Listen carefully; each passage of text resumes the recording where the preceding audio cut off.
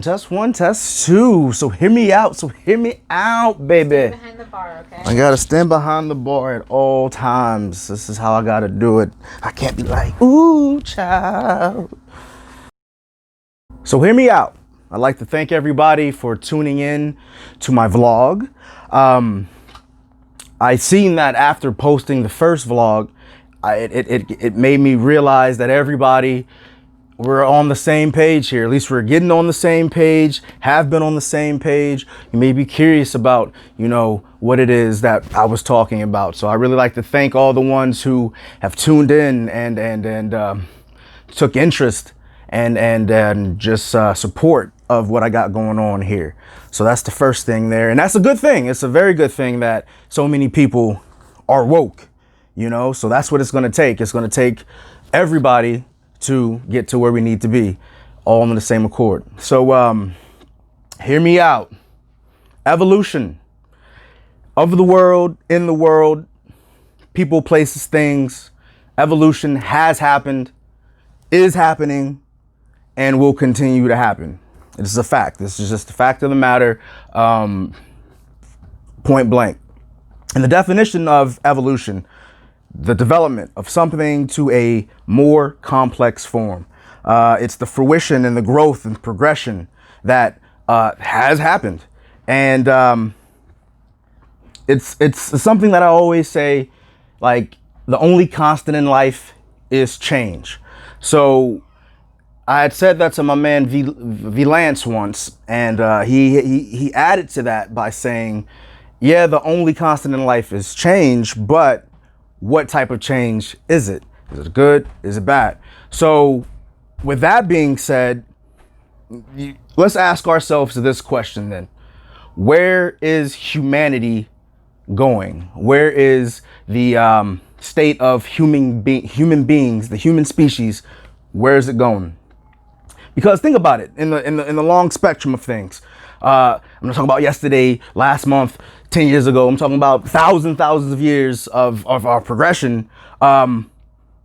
Think about how it has evolved from before being a caveman to being a caveman in the barbaric times to Jesus walking around in medieval times, swinging swords and tribal times, colonial times, and to now modern times, how everything is, the technologies and what have you, the evolution of that time frame up until now, and it just goes to show you that it has changed. It has progressed. It is continuing to progress. And so where then is it going?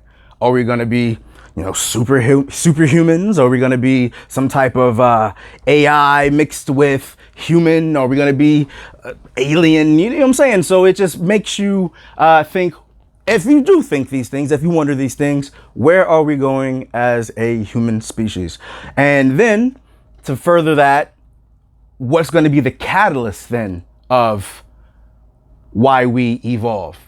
So think about the things that's happening now, the period that you're living in now. You've come to technology. It's what you've never imagined before. It's going crazy. We got so much technology, but then you got the social aspect of things, the social unjust, the racial unjust.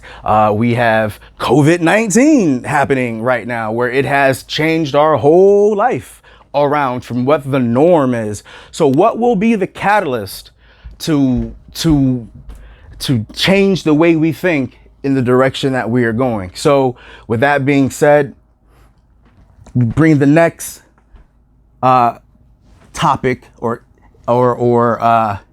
word, even insight, which is defined as the capacity to gain an accurate and deep intuitive understanding of a person or thing. Synonyms include perception, awareness, vision. This book, Celestine Prophecy, kind of accompanies the topics of evolution and insight. So where are we going? In this book, it's broken down into 9 chapters, 9 insights. Like I said, it's in narrative form, fictional narrative form that tells a story. But through the story, he gets to these insights of what's of the book. So before tackling this book, or how I figured how I wanted to do it, I kind of wanted to see, do I focus on the story or do I focus more so on the concepts? And I feel like I have to do both, because you have to tell the story and for this character to meet the people that he meets, to then understand the principles that he's learned in the story. So Celestine prophecy, we're going to get into that. So hear me out. So the backstory behind the Celestine prophecy is there's a manuscript, an ancient manuscript that dates back to 600 BC before Christ. And it is basically a manuscript with insights that will basically show predict. The prophecy is that it's going to predict the massive transformation in human society starting in the last 2 decades of the 20th century. And this manuscript is considered taboo in this manuscript, first of all, is in Peru. So it's considered taboo from the church and the government officials that this manuscript exists, and they're going to do everything they can to suppress it. So that's kind of the backstory of what's going on in the book. We have our main character, John, here. John is contacted by his old friend, Charlene. Haven't talked to her in 6 years. She hits him up out the blue, comes visits him, and tells him about this manuscript and tells him about the first insight. So they have this discussion about the first insight, because mind you, she just came back from Peru. She works for the UN. She's doing research for them. She comes back, she contacts him, and they're having this discussion about the first insights. And she explains to him that she explains that people are starting to get a little antsy out here. They're getting a little restless, so that's what I feel is kind of like that wondering of, what else is out there, right? So we kind of have that feeling already. So how do we kind of get a hold of this? She brings up the first insight by saying that there are coincidences. You need to first start take notice of your coincidences that happen to you in life. And all of us have had coincidences in life, and deja vu, and you just can't help but wonder, like, that was kind of weird. That was a little eerie, like you feel that. So that's a reason for that. And there is a protocol even for feeling these things and what you're supposed to do when you feel the coincidence. So she basically says to him that the coincidence sensation can induce a feeling of mystery and an excitement and make you feel more alive. It's kind of like it gives you that there is a something more to life feeling. So she says, first notice that and take a hold of those things. So she said that people are going to start taking notice of these coincidences, like a critical mass of people are going to start just trying to pay attention to these things. And she got a copy of the insight from a priest called Father Jose, while she was in Peru. So that she had a copy to show John, our main character. And she also then mentions, there was a second insight that she was supposed to get from Father Jose, but wasn't able to obtain that because he disappeared. So after Charlene drops this on John, she dips out, and he's kind of just left there thinking like, okay, yeah, she said this. So he's thinking, what was the coincidence that he even met her again after 6 years? So he starts kind of reflecting on life, and he'd figure, okay, well, I'm gonna go ahead then and go to Peru and see what all this talk about is. So he calls the airport, and it just so happens coincidentally that someone canceled their flight reservation, and he was able to actually get on that flight 3 hours later. So boom, takes off. Chapter 1 is done. So in chapter 2, while on the plane to Peru, John has to go to the bathroom. So he's walking down the aisle and overhears someone talking to the stewardess about these manuscripts in Peru. So he, perks his ear up. Coincidence. So let me go check this out. He talks to this guy. He's like, I couldn't, help but overhear, you talking to this lady about the manuscripts. what's up? His name ends up being Wayne Dobson. So they sit down and they start talking about the insights. Wayne he is a professor, New York professor, history professor, and he's seen the first two insights, or the manuscript copies. He's seen these things, so he's talked to him about the first one and kind of elaborates on the first one, saying that he says that people may have these coincidences and naturally kind of just write it off and just try to get worldly logic behind it, but there is more in fact to it. So then goes the second insight. Wayne Dobson says that the second insight is about history, and in the regards of not the technological aspect of it, but the evolution of thought of why we did the things we did back then to lead up to now. So there's a passage that I'm going to read. It's kind of long, and it kind of can break it down a little bit better than I can. To understand history, you must grasp how your everyday view of the world developed, how it was created by the reality of the people who lived before you. It took 1,000 years to evolve the modern way of looking at things, and to really understand where you are today, you must take yourself back to the year 1000 and then move forward through the entire millennium as though you actually lived through the time period yourself in a single lifetime. Imagine yourself being alive in the year 1000 in what we call the Middle Ages. The first thing you must understand is that the reality of this time is being defined by the powerful churchmen of the Christian church. Because of their position, these men hold great influence over the minds of the populace, and the world these churchmen describe is real, above all, spiritual. They are creating a reality which places their idea about God's plan for mankind at the center of life. They find yourself in a class of your father, initially peasant or aristocrat. You know that you will always be confined to this class, but regardless of which class you're in or particular work you do, you realize that social position is secondary to the spirituality, reality of life as defined by the churchmen. Life is about possessing or passing a spiritual test you discover. The churchmen explain that God has placed mankind at the center of this universe, surrounded by the entire cosmos, for one solitary purpose: to win or lose salvation.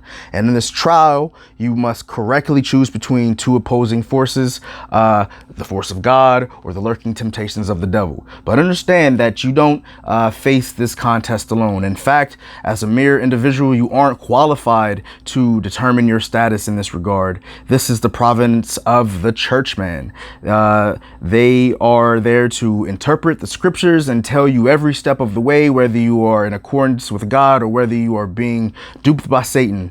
If you follow their instructions, you are assured that you're awarded an afterlife. So then basically he's saying that in this time period, the church runs everything. Everybody goes to the church for all their answers. Anything that has to do with natural disasters, the rain, the storms, the sun, the moon, is all the answers that the church provide. And so the medieval worldview begins to fall apart around the 14th and 15th centuries. At this point, mankind has lost its place at the center of God's universe. So let's see the effect that it had. Now, when you watch the weather or plants growing or someone suddenly dies, what you feel is a anxious bafflement. But the medieval world views break down. All the things you took for granted now need new definition, especially the nature of God and your relationship to God. Goes on to say that you knew you had lost your certainty about a God-ruled universe, and because of that, your certainty about the nature of God himself. But you felt you had a method, a consensus building process through which you could discover the nature of everything around you, including God, and including the true purpose of mankind's existence on the planet.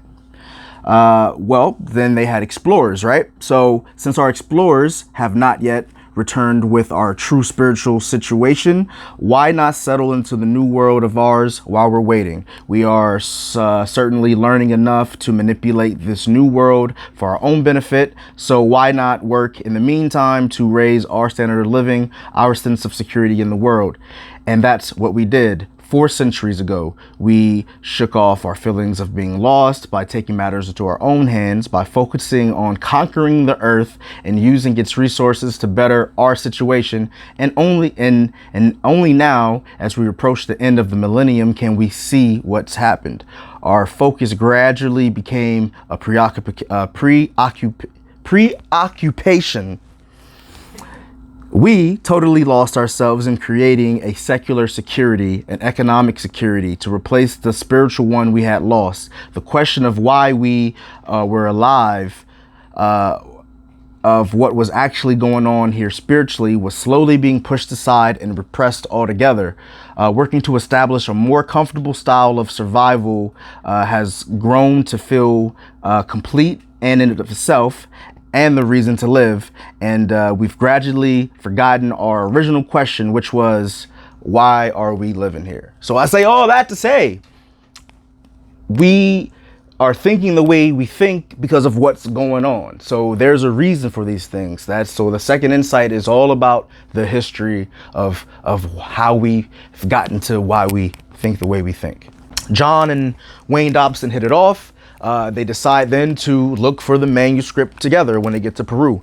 They get to Peru, they take a taxi to the hotel. John is like noticing there's a car following him. And when they get to the hotel, gunshots rang out. Everybody scatters. John runs down an alley and, loses sight of Dobson. They all get separated. But while he's running through the alley, he gets pulled into a building by a dude named Wilson. So Wilson decides to help him, and somehow he assumes that John is there in search of the manuscript as well. So he decides to help him, brings him to a safe house out of town. So they get to the safe house, and when they're at the safe house, this old man who's there asks Wilson, so do you plan on going out to search for the 9th insight? And at that point, the 9th insight has not been discovered like the other 8. So that's the mission that Wilson was on. And so the chapter then basically kind of just sums up that chance encounters may have a deeper meaning, and that it happens often. So you have to be alert and connect with the energy. So the main character, John, he decides to go with Wilson in search of the 9th insight. So then that leads us to chapter 3.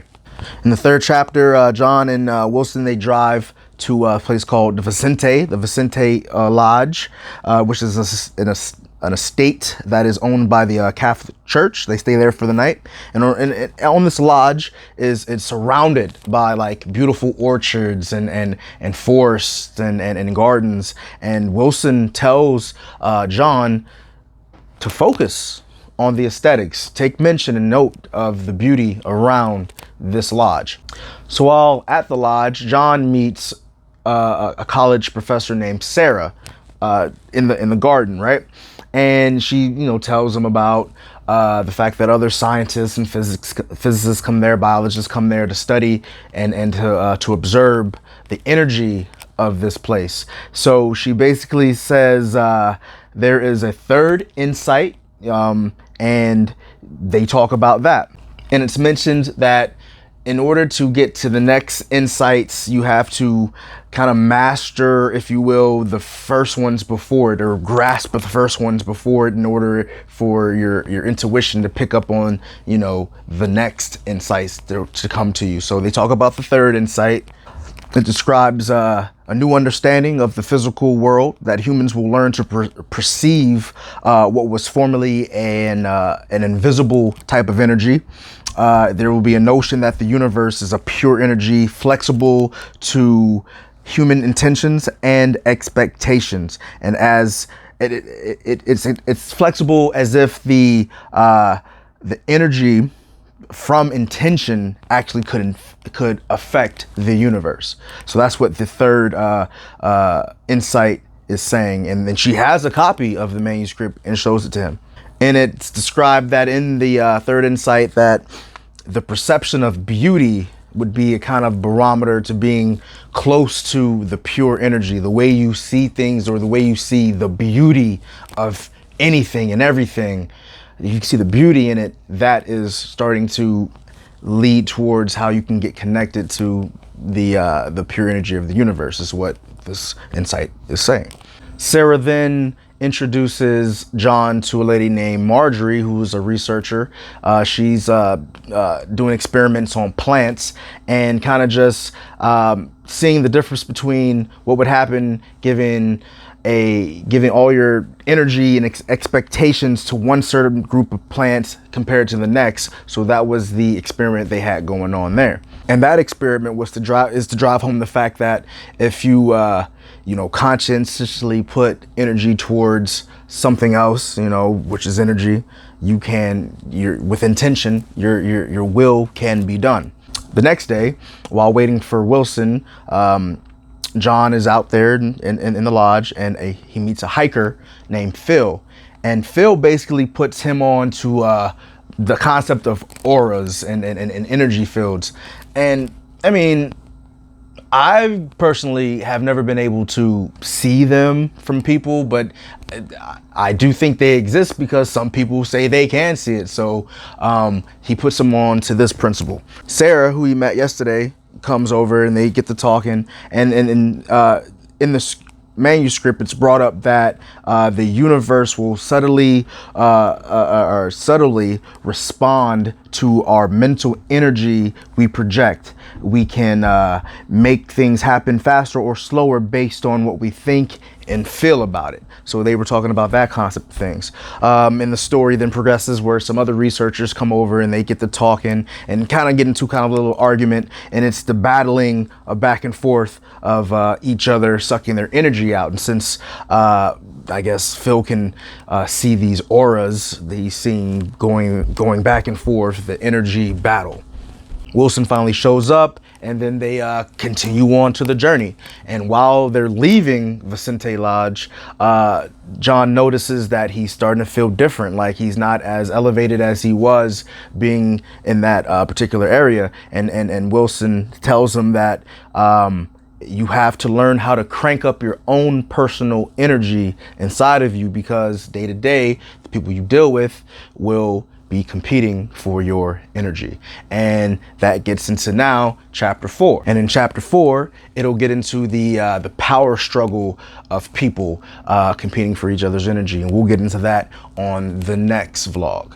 So I know I said a lot, and I don't know if I was able to convey some of the messages perfectly, but I wanted to at least say, at least the first 3 insights, give you something to kind of think about till we get back to the next vlog. So just think about the fact that number 1 is there's no coincidences. Every coincidence that you come across, take it in. See what it may mean. You know what I mean? It's there's something to it. So start taking notices of all the coincidences in your life that will start to take place. Number 2, for the fact of historically things have changed the way things are to now, and so we're living in the now. What's going to happen later? So every day, kind of be cognizant of your decisions of where you're trying to go. So with the things you do now, will take a part in what will happen for you later. And then 3, the fact that everything is energy, so and the best way that this insight starts to describe to get connected to that energy is to notice the beauty of things. Start to just take notice the things that you like. Why? Look at it. Why do you like that? What about the shape? What about the smell? Get into all your senses involving the things that you find beautiful. You know what I mean? So I leave you with those 3 things right there for you to kind of think about and try to apply to the next time. Most importantly, thank you for tuning in. Fly, pelican fly, we high off life, chief. Besides, live in the sky, we fall unlikely. Dog keeping it raw, my style be spikely. Do the right thing, recognize I got game, spit it the name.